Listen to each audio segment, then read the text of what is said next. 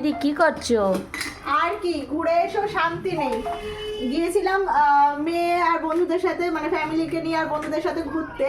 তো ঘুরতে যাওয়ার আগে দাদা মানে বাজার থেকে যা পেরেছে তুলে নিয়ে এসছে বাজার থেকে। এবার সেইগুলো দেখাচ্ছি, ক্যামেরা নিয়ে। এই যে এই চিংড়ি, এইগুলো এখন কাটতে বসবো। ঠিক আছে, কোনো কেটে আনিনি, দেখতেই তো পাচ্ছ। এই যে এখানে দেখা, এই যে গিলে মেটে। ঠিক আছে, এগুলো এখন সব পরিষ্কার করতে হবে। এই যে তেলাপিয়া নিয়ে এসছে, এটা এখন ধুতে হবে। তারপরে এই যে কাতলা নিয়ে এসছে, এইগুলো এখন ধুয়ে রাখতে হবে। এবার মানে ঘুরতে গিয়েও শান্তি নেই, মানে ঘুরতে যাব তার আগে এগুলোকে হাজির করেছে। ঠিক আছে, তখনই বলছে এই চিংড়িগুলো কেটে রাখো। তাই বললাম ঘুরতে যাব, ঘুরে এসে এগুলো সব করব।